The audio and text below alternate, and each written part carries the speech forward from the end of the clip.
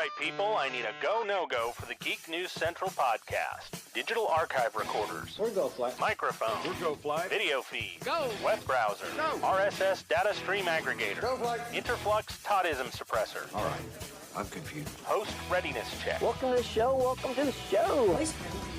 The Geek News Central podcast is a proud member of the Tech Podcast Network. If it's tech, it's here. All right, ladies and gentlemen, we are ready to go. Cue Todd in 5, Button, who's got the button? 4, There's no cause for alarm. 3, Everybody hold on to something. 2, Just press the button. 1. Showtime. Welcome to episode 1128 of the Geek News Central podcast. It's it's Monday, July 11th. This show is sponsored in part by GoDaddy.com and listeners just like you. Great deals from GoDaddy can be found at geeknewscentral.com/GoDaddy. You can support this show today at geeknewscentral.com/insider or just paypal.me/geeknews. You can always pick up Ohana gear at cafepress.com/Ohana store. Hey, I want to give a warm welcome to the Ohana. Back in the saddle after being out through the 4th of July week. I want to appreciate everyone's patience. I know some of you have been going way back in the archive. I know one of our listeners has went back to episode in the 70s. Now, that news is old, but maybe you just listened to the first 15 minutes. I don't know, but I'm back. Here's going to be some fresh tech news today. Lots to talk about, lots happening, lots going on. But first and foremost, I want to give a very, very warm welcome to the Ohana, all the longtime listeners and viewers of this show. Thank you so much for being here. Of course, if you're brand new to the show, really what we want you to do is get over to geeknewscentral.com. Let's see if I can get this right. There we go. Go over to geeknewscentral.com and you'll find all the content on the website that our great writers put together. So there's lots of content to consume. And, of course, we want you to subscribe to the show. And you do that by, on the second column of the website, you can get hooked up via iTunes, on Android, via email, Google Play, on Stitcher, via RSS. Really, there's a half dozen ways there for you to get subscribed to the show. And we don't want you to ever not be subscribed because that way you have a good opportunity of missing the show, so we don't want you to do that. But sign up for the newsletter as well while you're on the website. It's under the important links link, and the newsletter basically will have everything in it that I talk about during today's show. I will go through the stack and have all the URLs in that email, so definitely get subscribed to the newsletter as well. Of course, you can reach out to me very, very easily via email at Geek News. You can follow me on Twitter, geeknews@gmail.com, on email at geeknews on Twitter, and that's the two primary ways to get me. Of course, you can reach out on Facebook and Google+, lots of ways, any places there's social. Today we're streaming to the actual facebook.com/geek news page, and there's a reason for that, and I'll talk about that here in a few minutes. Some small changes around here due to some stuff that we've introduced, or that I basically have set up beyond the website, but I'll share in just a few minutes what that is. But you can watch this show on the Roku, on the Apple TV. You can listen on Amazon Echo. You can listen on Stitcher. You can listen on Blueberry.com. Of course, we want to thank our partner shows, and really the partner shows are what it's all about here at Geek News Central. You definitely get subscribed to the Gadget Professor Show, Health Tech Weekly with Jamie Davis. We've got No Better Than Average with Jacob and Jeff. We've got the New Media Show with Rob Greenlee and I, and of course we've got the ProGear.guru site where you can get connected and learn about audio and video offerings, all right? So, but Geek News Central is the main place for you to get connected and stay connected with the show here. I'm running a little dehydrated this evening. Don't know why, so I'll keep that close. Longest running continuous sponsor of a podcast officially now. GoDaddy has been a sponsor of this show since July of 2005. So I guess that officially makes 11 years straight as a sponsor, which is crazy. I want to thank GoDaddy for being a longtime sponsor of the show. And And I have to just go out and thank all of you. We did get the June numbers in, and you have absolutely overwhelmed me. I am so grateful of your support of this sponsor. And GoDaddy's been a great partner for us for many, many years. And wow, blew my socks off on July Totos. So just, thank you. Matter of fact, the month was so good that GoDaddy went and did some double checking to make sure that my codes didn't get spread out and used inappropriately, and they hadn't been. So it's on like Donkey Kong. So thank you so much. In July, we're off to a great start as well. Get over to geeknewscentral.com/GoDaddy.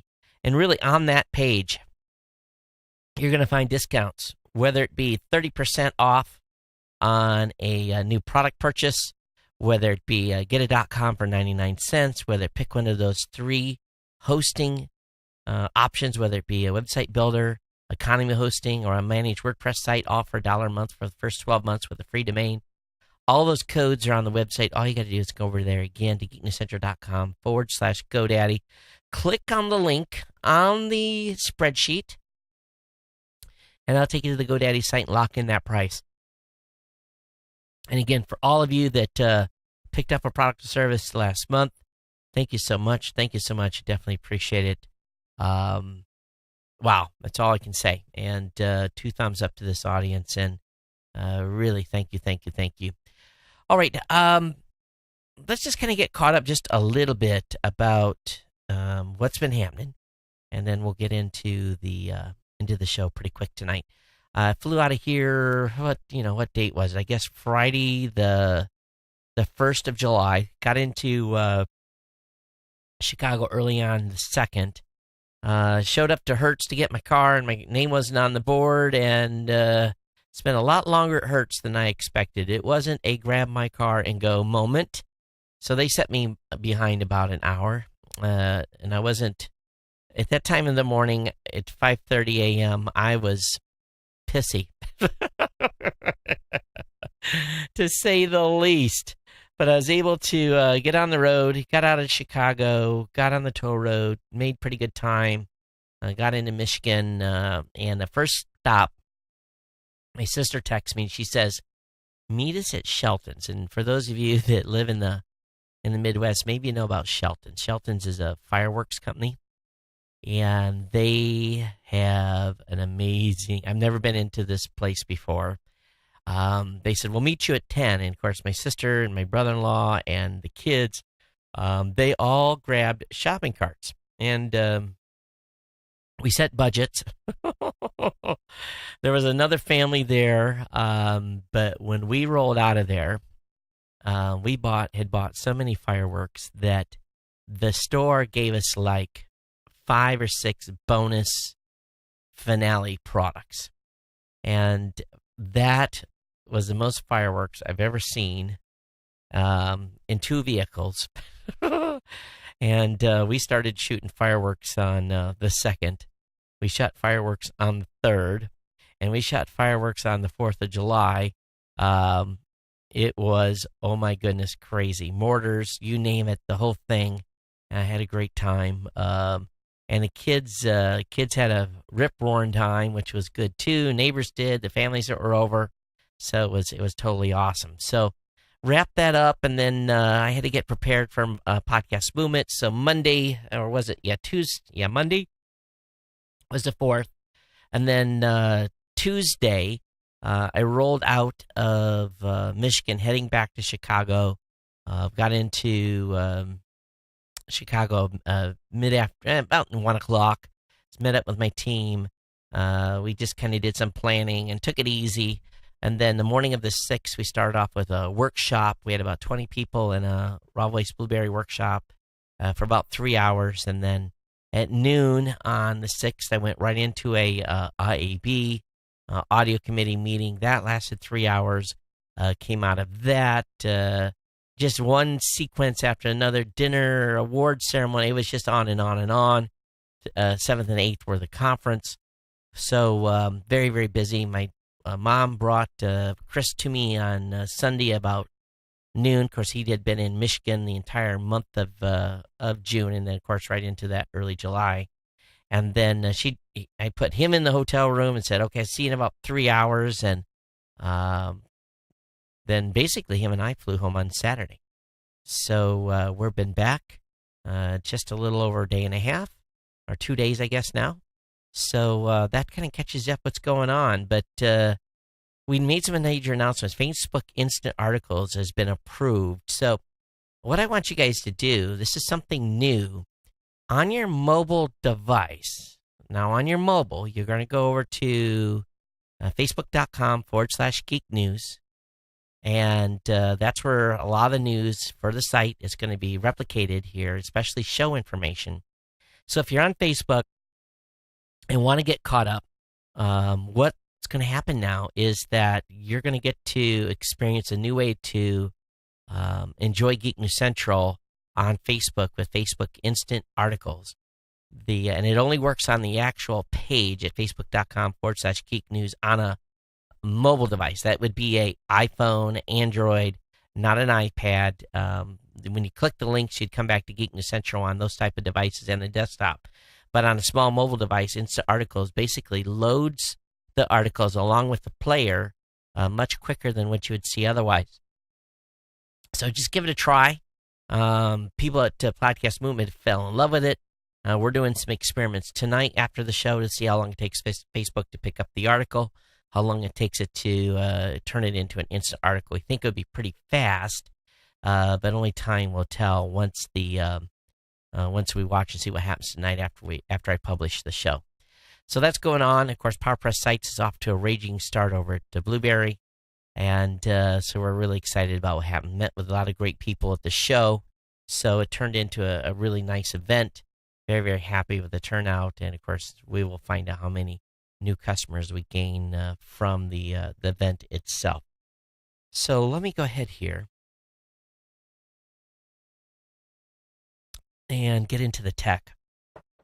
Tonight, the folks at NASA are very, very happy as the Mars rover Curiosity is back online after being sidelined by its fourth glitch. And basically, the rover put itself into a safety mode just recently, and they were able to recover.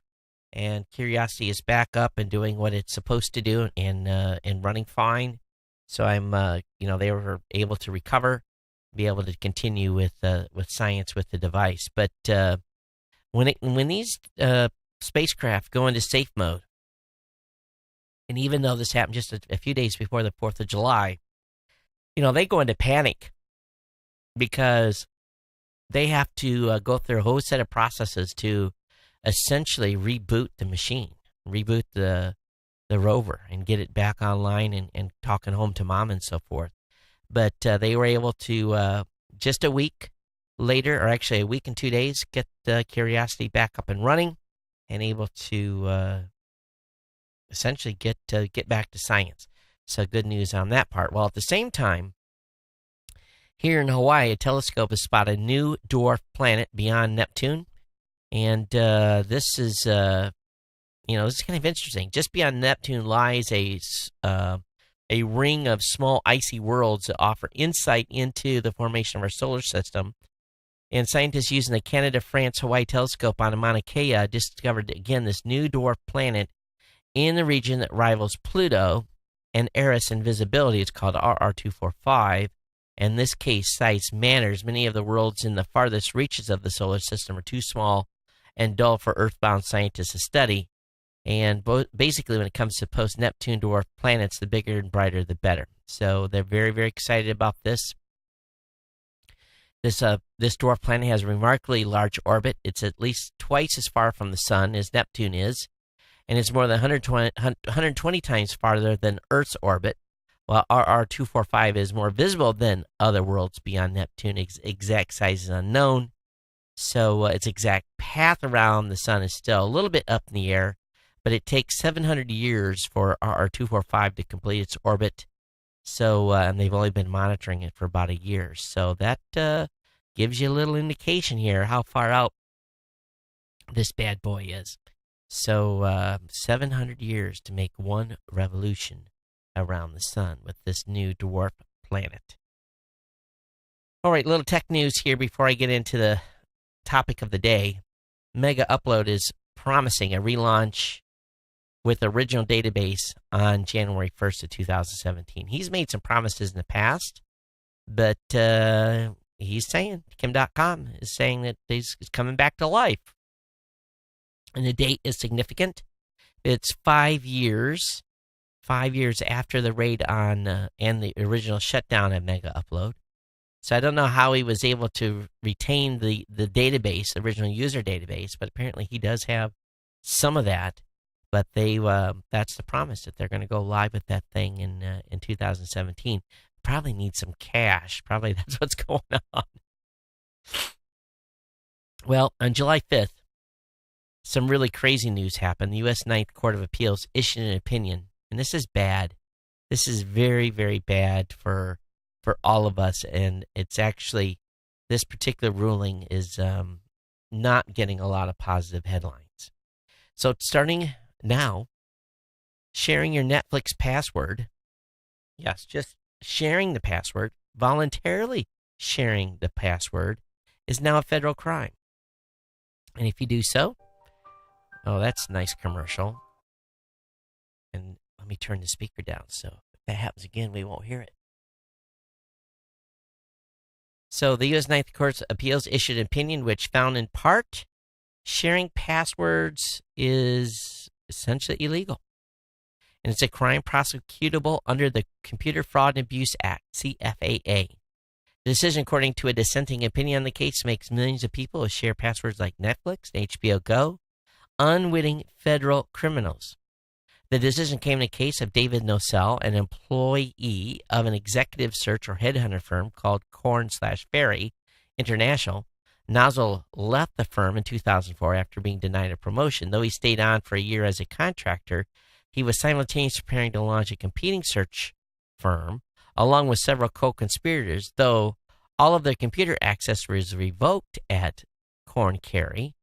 They continue to access the Korn Ferry candidate database, known as Searcher, using the login credentials that was given to him by Nozzle's former assistant, who is still with the firm. So he was sentenced to 5 years prison time and nearly $900,000 in restitution and fees. But basically, his conviction under CFAA hinged on a clause that criminalizes anyone who knowingly and with intent to defraud access a protected computer without authorization. Though the CFAA is often understood to be an anti-hacking law, that clause is particularly has been applied by the courts in this instance, what makes it now completely illegal to share a service that you pay for, that you're not supposed to share that password with another party. It actually makes it a federal crime. Sheer insanity, my friends. Absolute insanity. So if I give my friend access to my Netflix account, I could, if Netflix wanted to prosecute, which they won't, would make me could give me a federal a charge. So we'll see where this goes. But who's going to be the naughty company to employ some legal action against its users first? Only time will tell. Okay, so you guys know that I've been playing Ingress for quite a while. And I just periodically play it. I don't play as heavy as I used to. Well, the company Niantic that is behind Ingress has launched a new game that has took the absolute country and the countries it has launched in by storm. Pokemon Go, which all of my sisters, kids, and brother-in-law and her are playing, which my two boys here are playing, which my daughter is playing, that everyone in the country has absolutely went nuts in trying to catch Pikachu. I haven't played it yet, but people have gone absolutely bat stir crazy over this particular game.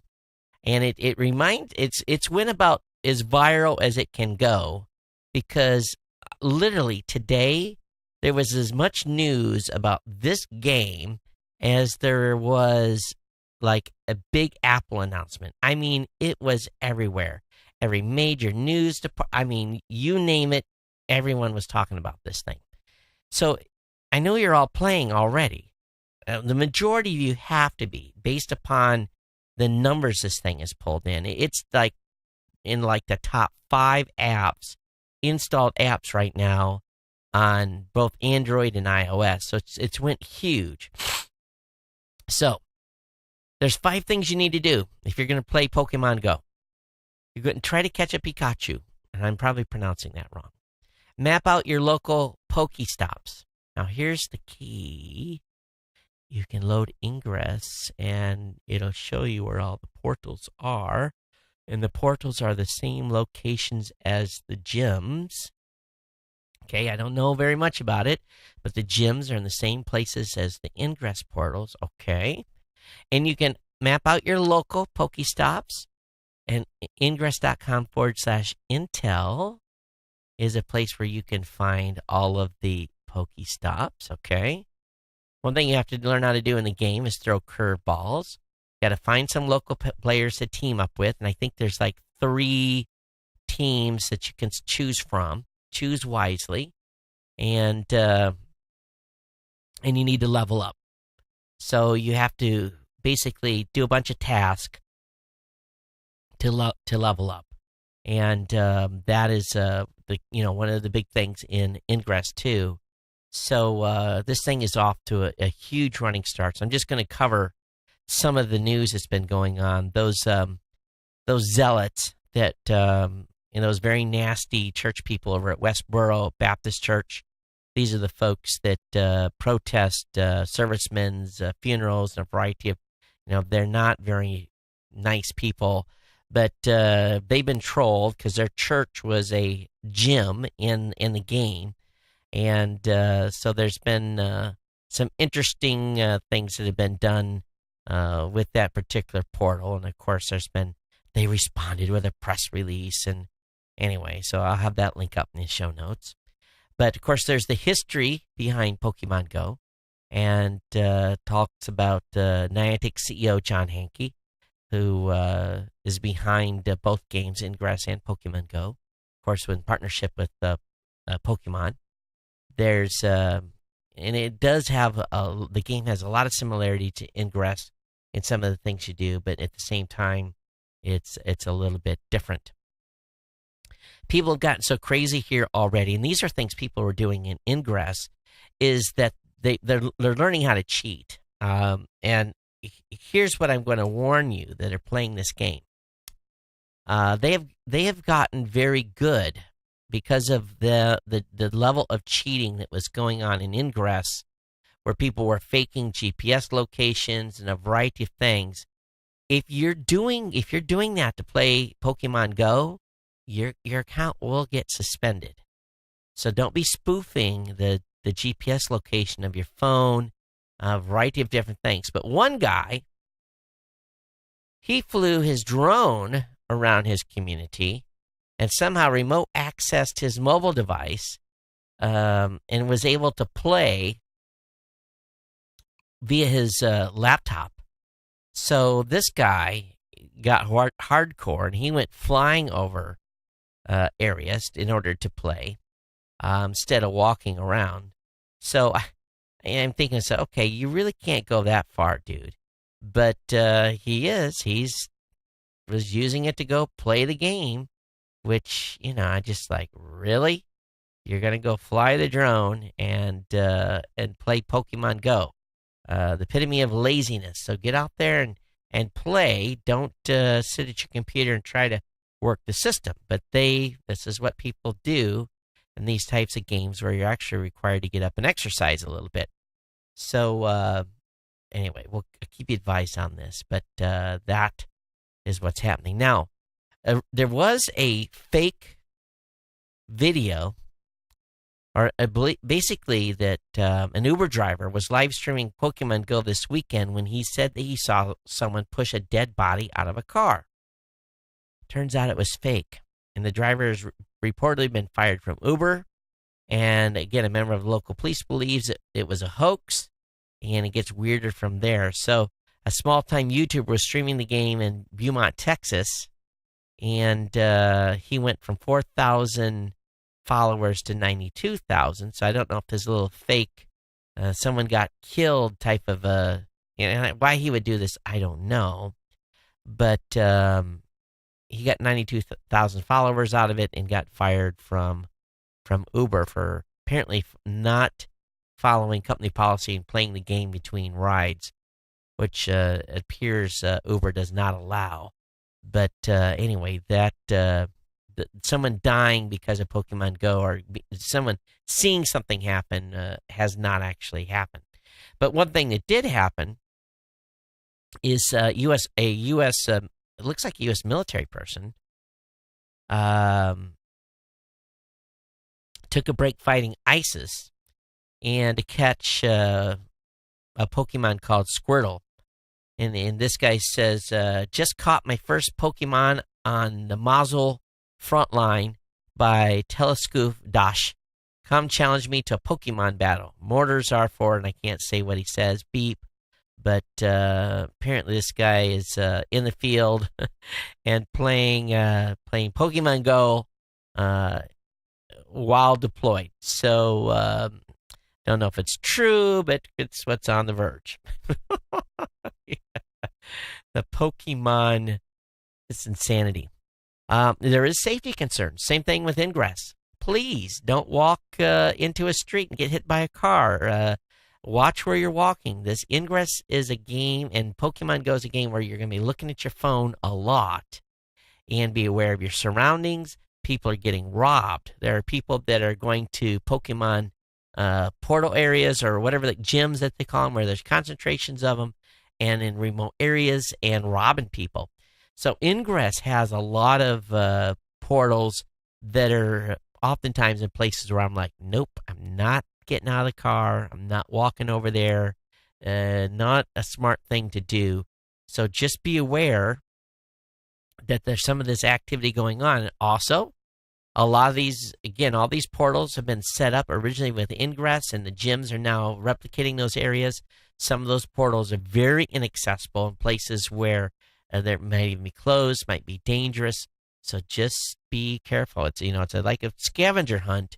But don't go and try to capture something in an area where you're going to get hurt. And the police, when Ingress started, to be honest with you, there was issues just like this. The police would roll up, they look at you, what you're doing. You say, I'm playing Ingress, and they looked at you weird.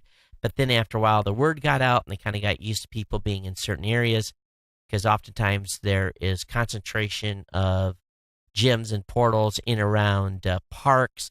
So, you got to be careful of a homeless situation. Just all kinds of stuff you need to be careful for playing in the dark. A lot of people play in the dark because it's too hot to play in the day and you can't see your phone real well. So just be careful. At the same time, some guy had access to the beta, and he made an app that allowed people to chat in the game. Now, Ingress has this built in. You can talk to your faction, you can talk to people on the other side, but Pokemon Go did not have a chat app. So the chat app that this guy built became so popular so fast, over 1 million people installed his Pokemon Go app, or his chat app, that it's burning server costs. He's having to spend a lot of money to support the traffic that's going in and out of this thing. So what's really, and he didn't monetize it, didn't put no advertising in it like a knucklehead.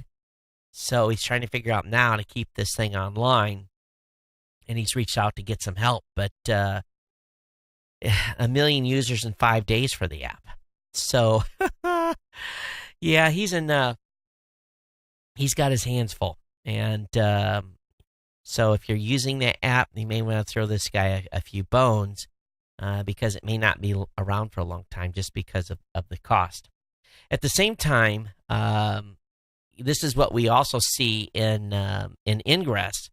There's basically brokers that basically level up accounts, so people don't have to go out and spend the 3 or 4 weeks it takes to go from level 1 to what is the kind of the first real big tier you get to, called level 8 in Ingress. So people are selling those accounts between $60 and $80 each. Someone in Craigslist is selling a level 20 Pokemon Go account for $100. There's going to be a lot of this. There'll be businesses that will appear just to provide people leveled up accounts. And I don't know if they're going to be selling gear. That's what they do in Ingress. People can just actually buy, because in Ingress you have to go out and farm, you have to collect weapons and so forth, and people and those can be traded. So that has opened up this huge aftermarket of people and it's mostly like Ukrainians and that kind of stuff that are running, again, fake accounts using GPS spoofing to collect gear to sell to people who are too lazy to walk around. So someone on Craigslist, again, is selling a level 20 Pokemon Go account for $100. Part of the fun of the game is leveling up. So make sure you do that, okay? Just level up. There's a little worry about the iOS app right now having some security issues. Niantic's aware of it. They're making some changes. So just be aware that the iOS app currently has access to more of your Google information than it should. They are probably a patch will be out very, very quickly because it has gotten so much awareness. Now, just like Ingress, now there's the conspiracy theorists think that Pokemon Go is a government surveillance app to track where we're going and so forth. That was the rumor with Ingress too, so that hasn't changed. And also, probably on a good note, the Pokemon Go success has added $7.5 billion to Nintendo's market value. The question is, can they keep players interested over a long time? There's a lot of us playing Ingress. It's been a couple of years. It looks like Pokemon Go may be a little bit more interactive. I don't know. But they had a 9.3% of they had a stock increase of 9.3%, which is huge. I don't know if they expected to have a stock increase just because of this game. I don't know what monetization methods are in the actual game, or the market, or the rev share they have with Niantic or not. Niantic has just recently in the Ingress game started selling some aftermarket stuff. It's not too much, though. You can't spend a lot in the game. I think the most you can spend is about $20 or $30, and it's really the effective amount that you could spend there. So anyway, big time increase for Nintendo. Okay, let's talk a little bit. Let's get out of the Pokemon Go stuff and switch to talking about Bitcoin a little bit. So folks that have been mining Bitcoins get paid on a reward system. The digital currency system, by design, on schedule, has cut the mining reward in half as of July 9th.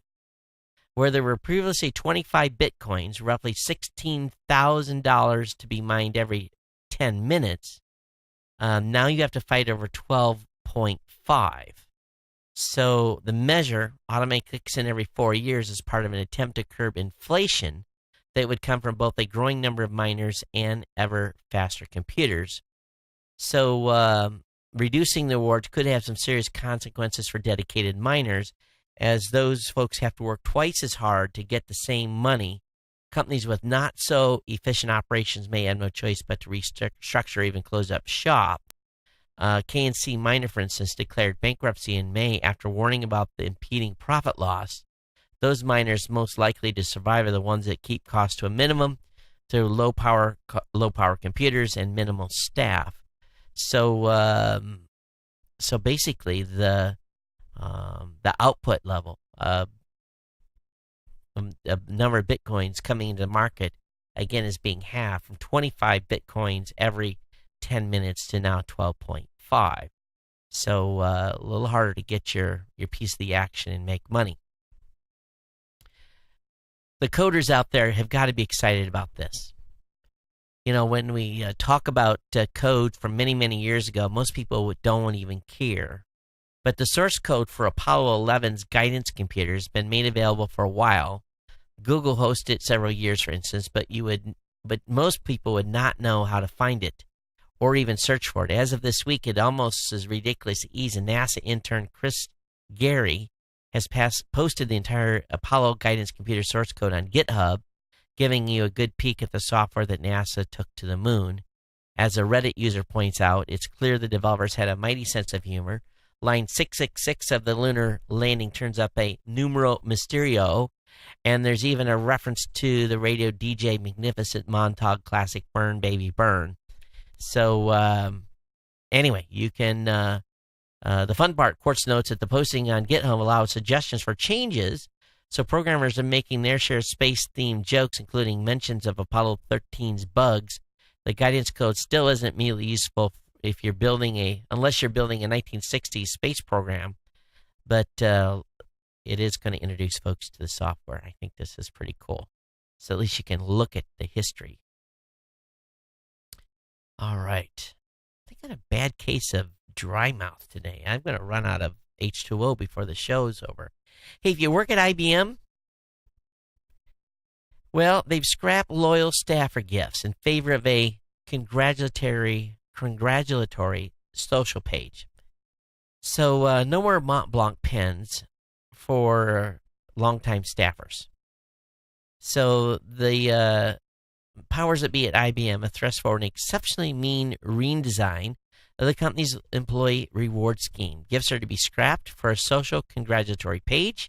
Big Blue Insiders told us the firm would now honor 3, 5, 10, and 50 years of service in a new and special way through the chance of anyone working for 5 decades at IBM. Seems pretty crazy at this point.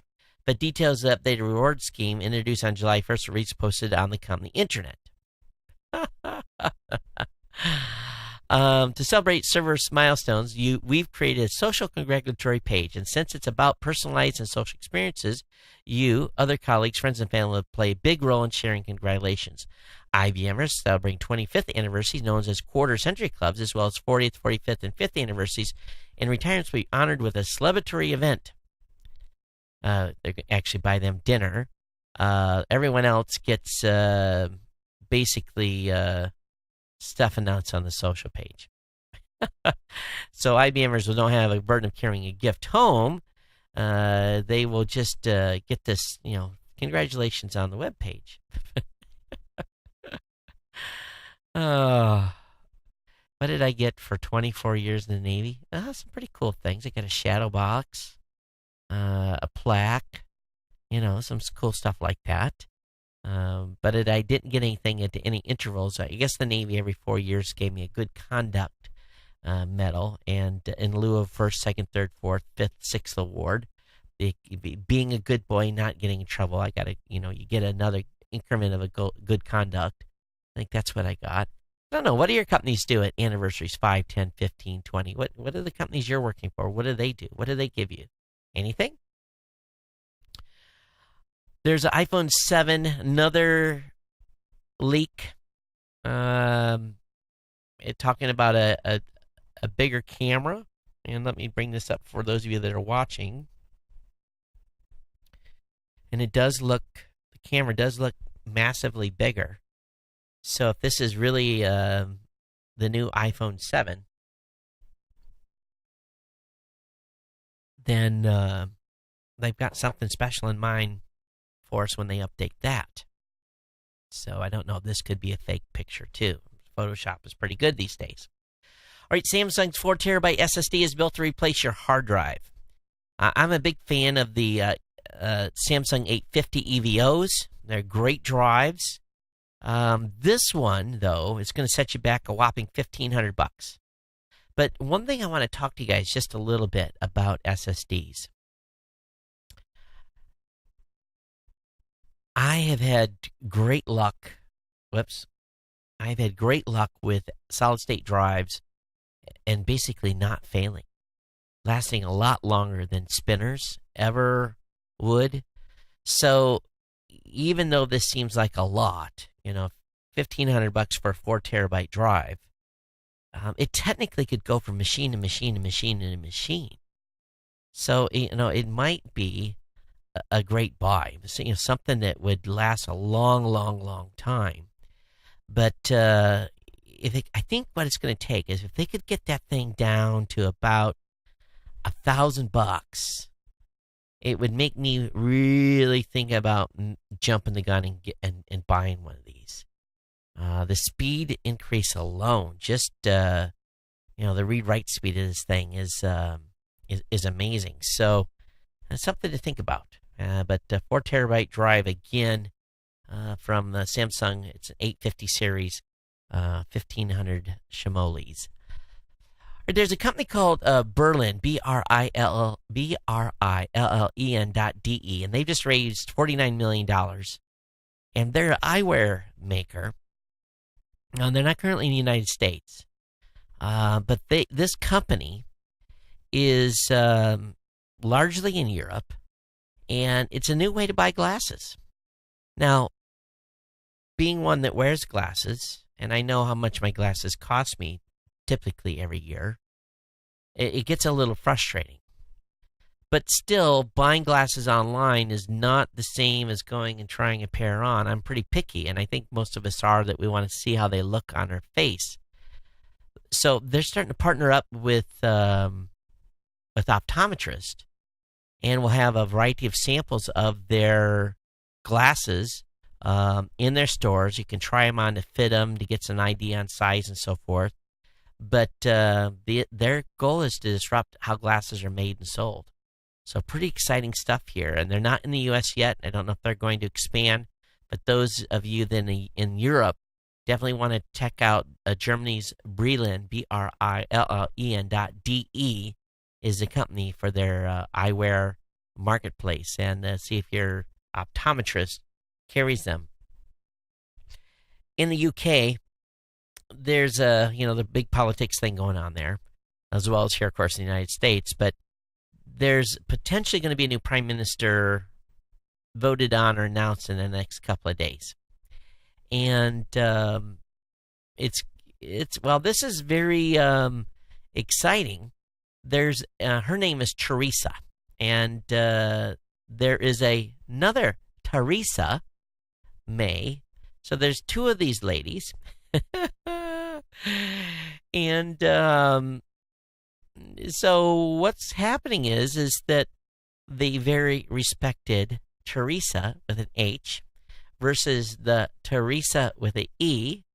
One is a very conservative politician. The other one is a very liberal British woman who has something that she calls the punishment party.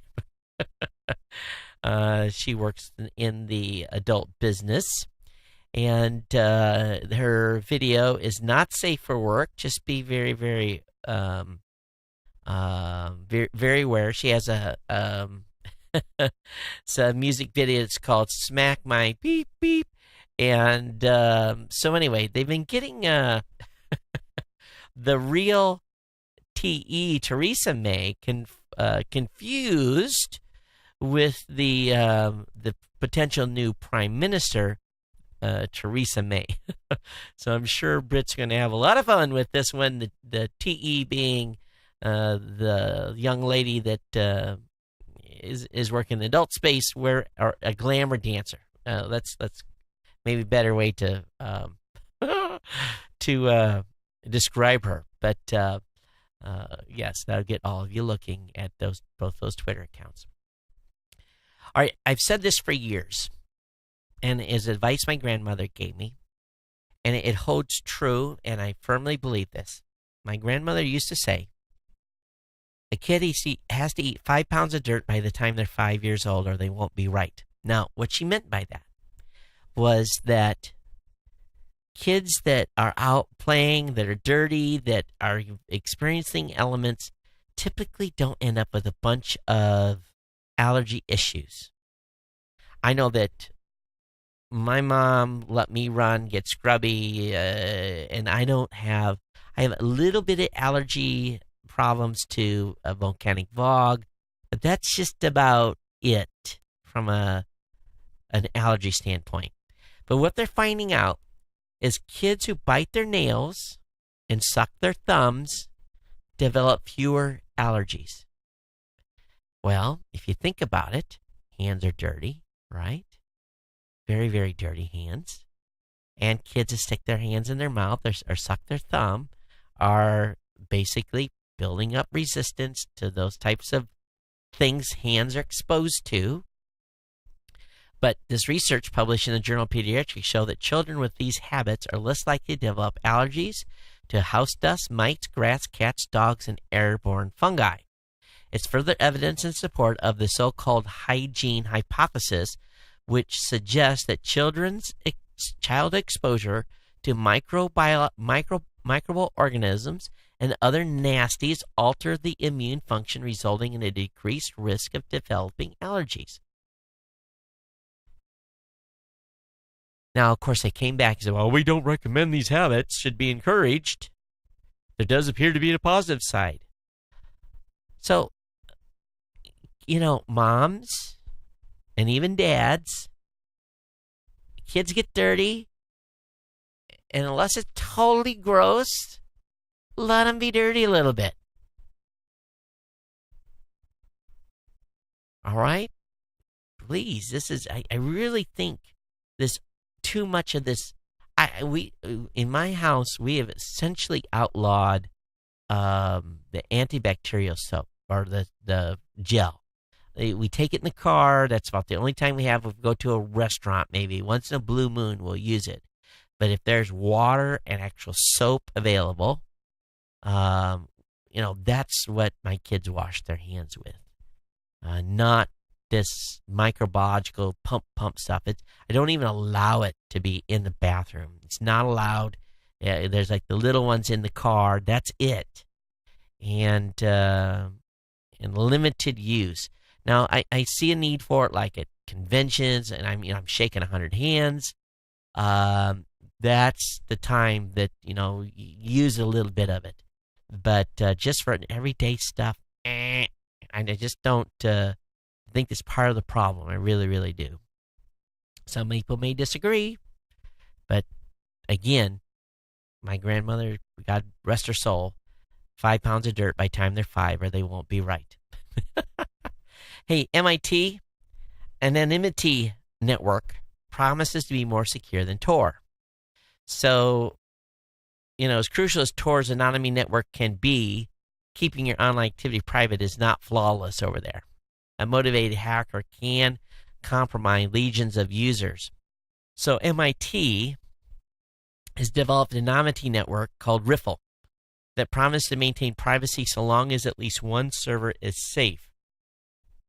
Now, it's going to be a while before this is going to be available, but they've been working on it pretty hard, and it's a good write-up on it on Engadget. So I'll have the link up in the show notes. Seagate today said it's cutting 6,500 jobs globally, roughly 14% of its workforce, less than 2 weeks after it announced a reduction of 1,600 positions. The company is one of the business makers of drive disks and has been suffering due to decreased demand for personal computers that uses its products. In addition, competitor computer makers are adopting storage devices based on flash, SSD, rather than magnetic disk, in a shift that has affected Seagate and other drive makers. Seagate cited positive signs about its business Monday. The company announcement that included preliminary financial results for the fourth quarter said they expect to report revenue $2.65 billion compared to its prior estimates of $2.3 billion. And stock was up, but that does not stop the bleeding.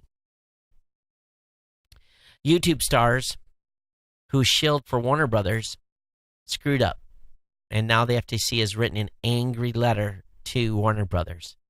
Warner Brothers was giving products and services and basically having them do reviews and had guidelines on how they were to talk about the Warner Brother products in their YouTube pages. And they were being paid to do this, even though they barely told them to disclose this was a paid review. The way they formed their advertising campaign was such that it didn't bode well, and it didn't follow the FTC guidelines. So as part of the agreement, this settlement, and no one knows how much Warner Brothers had to pay, the FTC will require Warner Brothers to put stricter policies on its endorsement agreements and to provide reports to FTC on how it handles those policies and disclosures. So content creators out there, make sure you disclose your sponsors and when it's a paid review and you've been given product to give away. Hey, Solar Impulse has left Seville, Spain, and is headed for Cairo. 48 to 72 hours to get there. This is the next to the last leg before they fly to United Arab Emirates to finish the around the world trip. So it is in the air, and they expect it to be ready to touch down in Egypt on Wednesday a.m. You can follow the progress of Solar Impulse at solarimpulse.com. If you have an Amazon Echo, Echo can now pair up with iDevices. So if you have any iDevice, which you've been forced to do everything through your phone, this is cool. And now through Amazon Echo, you can control over a lot of these iDevices via Echo. So exciting. Alexa's getting a lot smarter. All right, let's talk just a little bit about what happened in the world while I was gone. We had 2 shootings, I think it's 2, by police officers that were caught on video.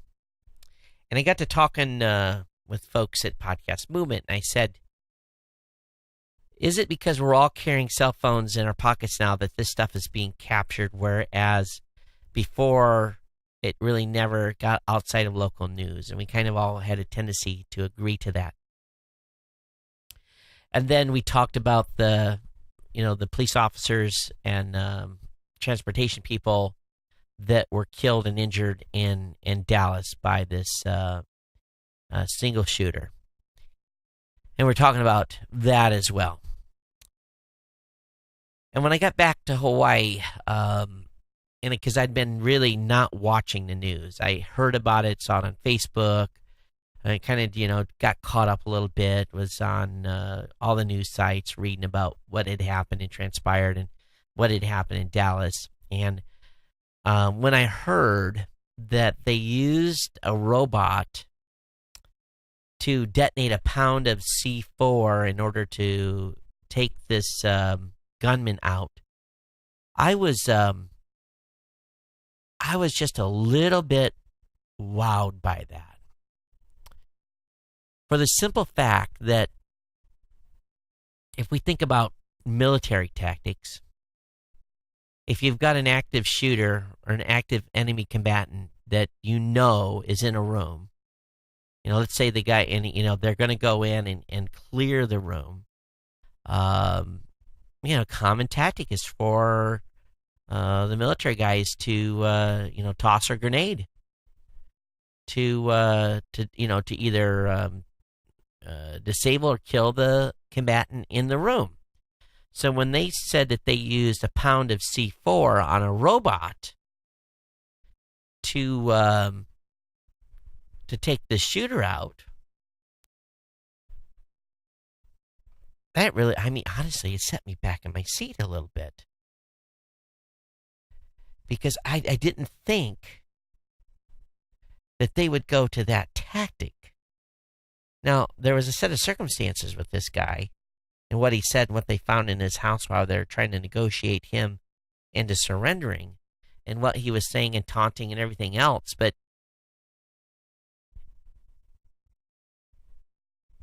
it just set me back a lot. So now we're using robots to stop attacks and criminals. And so I really don't know what to think about this because, and it gets real political real fast here, but, essentially what they, if the officers had approached him, obviously some more officers could have got shot and hurt, right? But they brought the robot in. Did they, and what's not clear to me is, did they give the gunman a chance to surrender, saying, hey, we've got explosives here. We're going to detonate this if you don't get on your face. Did they do that? Or did they just roll up on him and blow it? I really am curious to hear the tactic that they used on this and what opportunity they give him via the robot to surrender. Because they don't tell, at least I haven't read yet, how they implemented this. Obviously they were in negotiation with him, and maybe they were already, he just basically said, I'm not surrendering, I'm taking you out if you come to get me. A lot of times people will say that, but when they're faced with a weapon pointed at them, they get on their hands and knees and put their face in the dirt. But I just thought it was pretty remarkable that how they did this. And it's going to raise a lot of questions. One thing it should do, for sure, is make people in these types of situations understand that a gun's not coming to get you. A robot is, with either an explosive or some sort of a weapon. So, what does this mean? Are we ending the robotics age where there's not going to be police robots? Makes you go, just a little bit, doesn't it? So, love to hear your thoughts. geeknews@gmail.com. I got to make sure I stay on time here tonight, but there's a new game coming in August called No Man's Sky.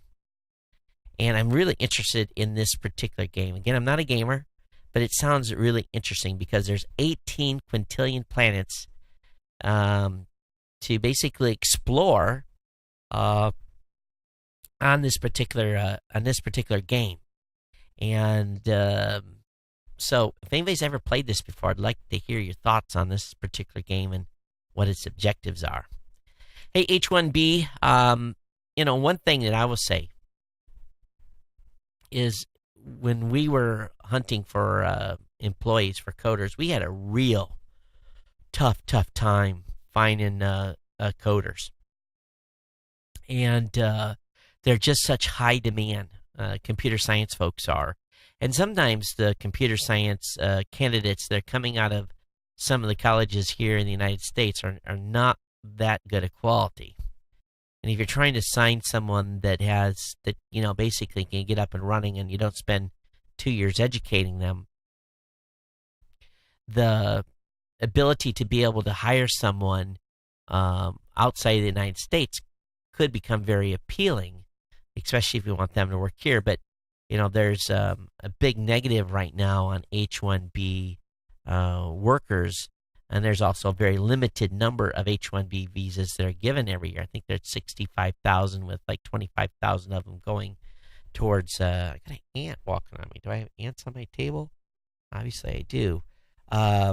So there has been new legislation put forward that would try to limit H-1B hires in companies across the United States. I think what happens, though, is that big companies like Google and Disney and other companies like that have significant number of IT workers, they're trying to cut costs. Whereas, me being a small company, cost is not what I'm cutting. I'm just trying to find qualified people in the city that we're have an office in.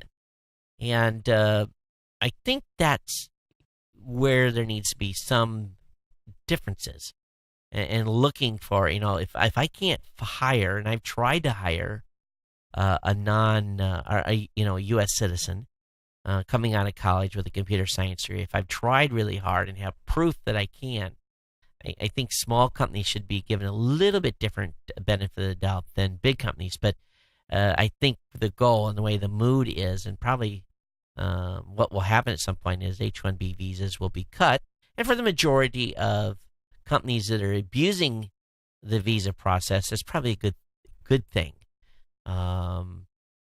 but I think, I just wonder how many small companies are actually trying to get H-1B visa workers because they can't, are having a very hard time finding people qualified. And we pay fair market wage. It's not that we're paying a low market wage. We're paying a fair market wage. But coders in such high demand that now oftentimes they get a lot more money than a standard going rate. If you think you can hire someone at 65, they may actually cost you 85 just because, there's not very many good qualified candidates. So I wonder what you guys think about the H-1B. And I know some of you have lost jobs to H-1B workers. So you have a very big issue with it. Believe me, I understand that. And if you live in Columbus, Ohio, and you're looking for work, I need your resume. If you're an IT or actually more programmer than IT, I need programmers more than anything. So anyway, that's enough on that. Hey, Sword. Sword's a new tool. And it's designed to allow users to test if a password they have for one site is also used on a variety of other websites. It's just a quick cross-check. And what they're finding in some of these tests are not good. A lot of people are using the same password on multiple sites, making them, and they haven't changed their passwords either in some of these 742 million leaked usernames and passwords that are out there. Now, one thing I'm always looking for, because I've got so many computers in this room, is I'm looking for high-speed computer fans with low noise. And Corsair's got a new one out that may live up to that reputation. So I'm going to be definitely picking up one of these and see how it does. It's expensive. It's about a $30 PC cooling fan, but they use some new techniques in order to essentially get it so that it's not rubbing on the brushes. It uses magnetics in a way to float the fan. But apparently this one does 2,400 RPM at 37 decibels. I don't know how much air it actually moves. That's the more important thing for me, is the volume of air they're moving through a case. But this seems to be gotten some attention by some folks out there. So we'll definitely have that linked up in the show notes. And I'm going to be buying one. I'll give you some information on it at a later date. Okay, let me see, speed up here. Hey, Japanese messaging app Line has raised over $1.1 billion in IPO. They came at the high end.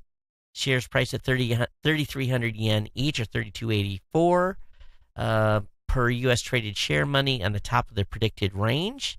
So congratulations to Line in their IPO. Also, Google's notifying users of 4,000 state-sponsored cyber attacks per month. A senior executive at Alphabet Incorporated's Google's unit said on Monday that the company was notifying customers of 4,000 state-sponsored cyber attacks. Speaking at Fortune Magazine Tech Conference in Aspen, Google Senior Vice President and Alphabet board member Diane Green mentioned the figure while touting Google's security prowess. That's a lot. Wow. Wow. State-sponsored cyber attacks. Double authentication, folks. All right, this may be a sensitive topic to some of you, but I thought it would be good to go over.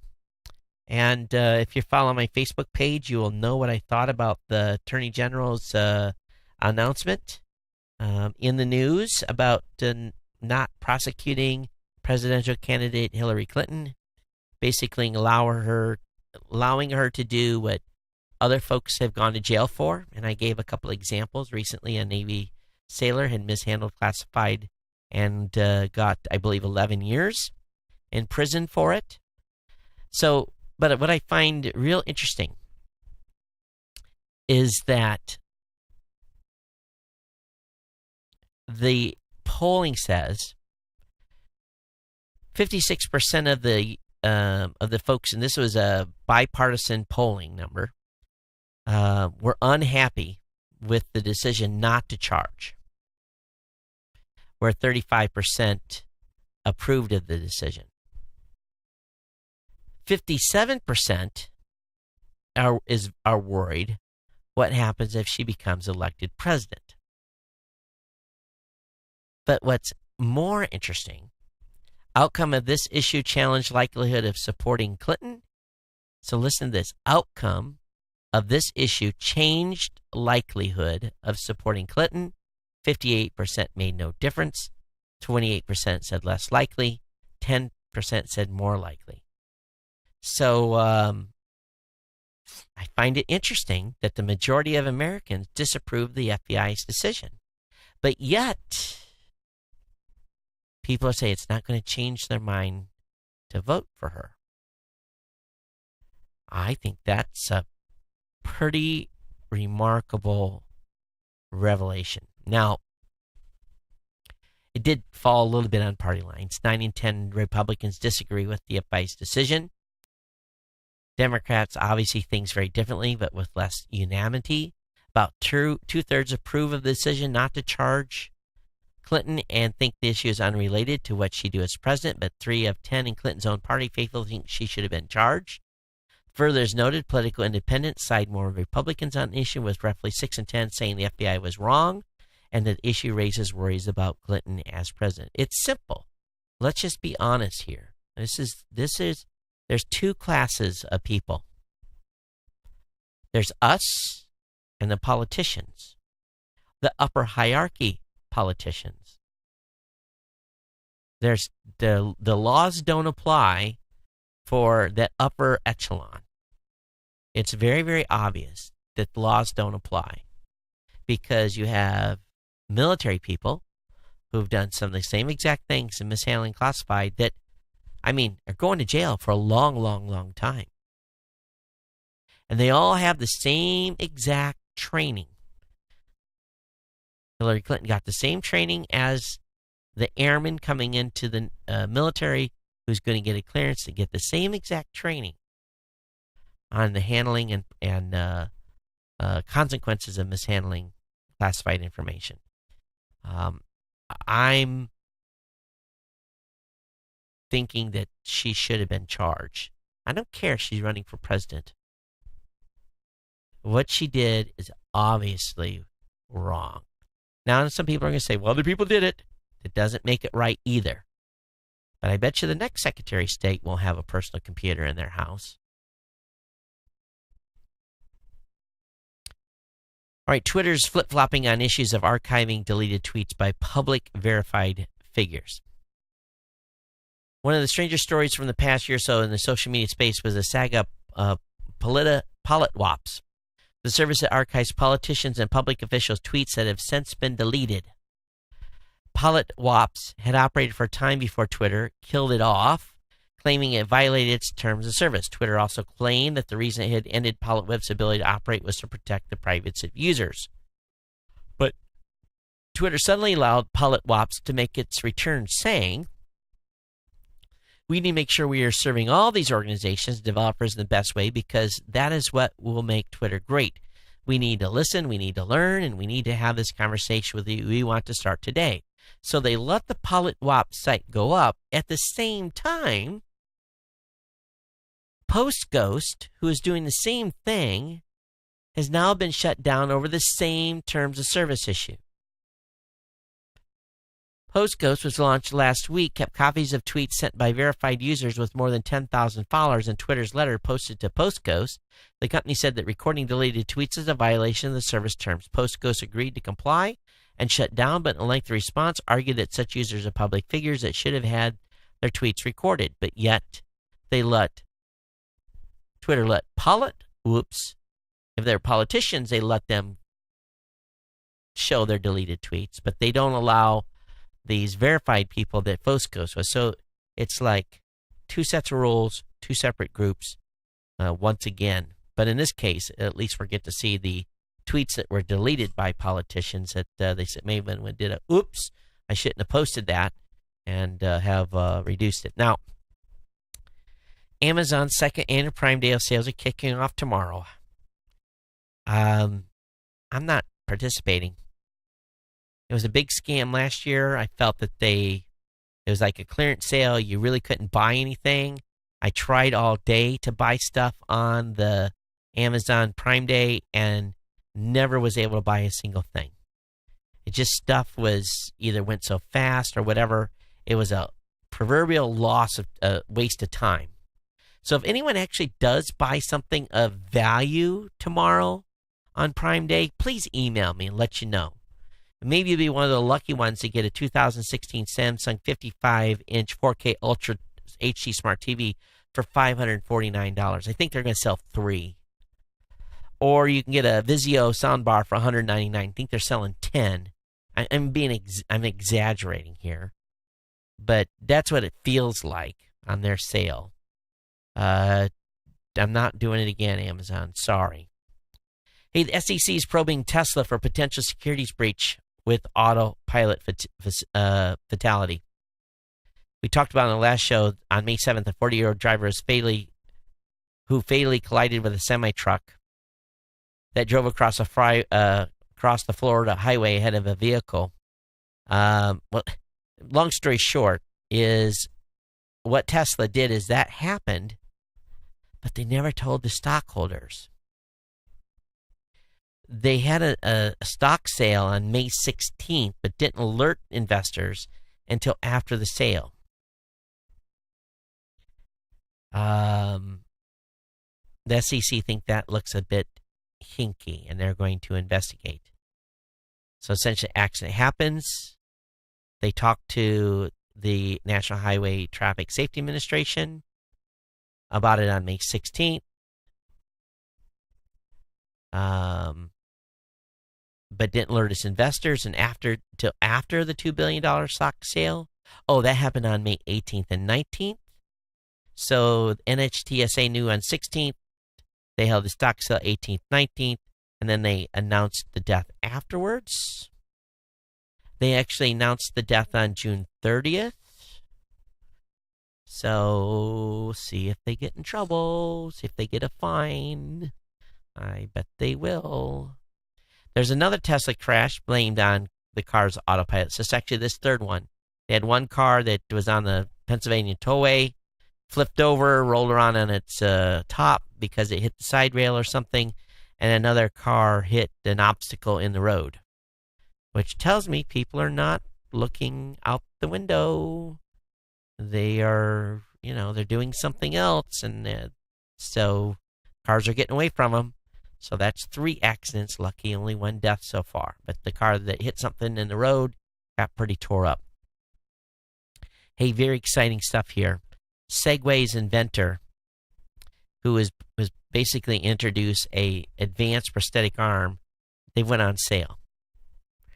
And they're available for pre-order. I don't know what they're going to cost. But if they do everything they say they're going to do, it's going to be pretty impressive. They've tested on 100 amputees and used for over 10,000 hours. They did receive FDA approval. So what is this going to cost? They haven't said. I'm sure it's going to be very, very expensive looking at and I don't know if insurance are going to cover it or not, but this is what the arm looks like for those of you that are watching that they're going to sell. Hey, as a reminder, geeknews@gmail.com is the email address. @geeknews is the Twitter address. geeknewscentral.com is the website. All right, in a little weirdo news, a lot of mysterious booms happening, and it's baffling a California city. They don't know where these booms are coming from, but they started reporting them after the 4th of July. Could be someone doing some illegal fireworks. You guys hear about this massive Noah Ark replica? It's open to the public. This thing is massive. I don't know how much money that someone spent on this thing and the amount of wood that they used, but it's 510 feet long, and it cost over $100 million. So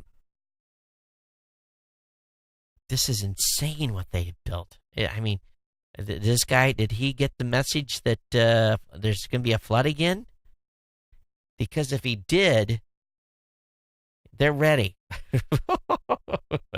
This thing is massive. Got this article over at coasttocoast.com. But I'd kind of seen it on TV, but I thought it was, I didn't realize it was the real deal. Holy cow. So anyway, link is up in the show notes, so you'll be able to check that out today after the show. What else? If you happen to go out by Area 51, you can see on the video what you might expect if you get close to the restricted line. Let's call it Blackhawks and flying around and checking you out.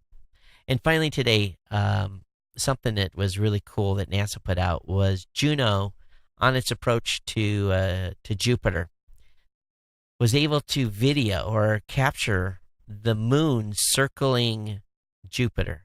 It is incredible. You get to see their moon. This is the first time.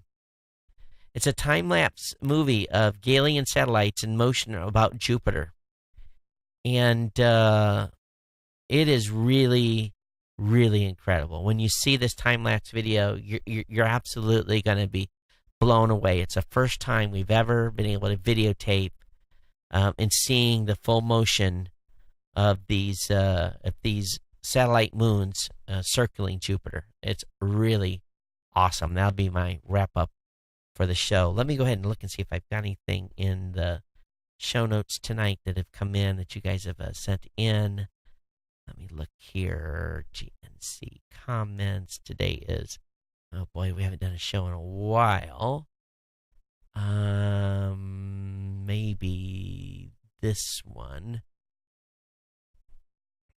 Oh, I got an email from Henry talking about the filter. He says, and this was about Apple having a patent to be able to stop a video recorder from recording. Or basically iPhone from being, it basically caused the camera to be blinded. He says, based on what I read of the Apple patent application, a simple infrared filter on the camera lens should disable the shut-off feature. And also, he's glad my mom got a laugh about the self-driving car with the mother-in-law setting. So maybe I did read that before in a previous show. But that was the only comment that we'd had come in since the last show or close to the last show. So if you've got comments today, today's the day to send an email. I've definitely talked about some hot topic comments, hot topics. So would appreciate your feedback in any way you feel be worthy of. And of course, if you've got comments on today's show, geeknews@gmail.com is the email address. @geeknews is where I'm at on Twitter. Of course, I'm on Facebook. So don't forget to go to facebook.com/geeknews. We're going to do a test today. If you're listening tomorrow, that's obviously a better time to go over there and check it out on your mobile phone. And we're going to be showing this Facebook Instant Articles and how it works. Don't click on the video because that isn't part of the test that we're doing. But you can look at episode number, let me look here.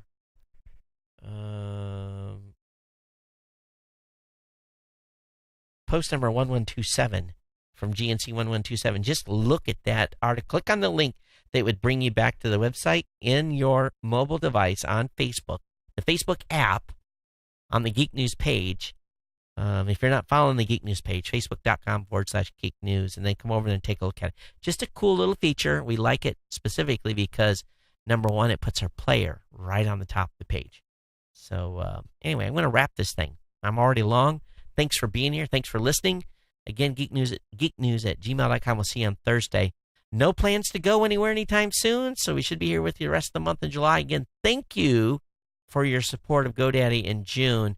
And man, big time thanks. It is definitely appreciated. All right, folks, everyone, we'll see you next time. Everyone, take care. Aloha.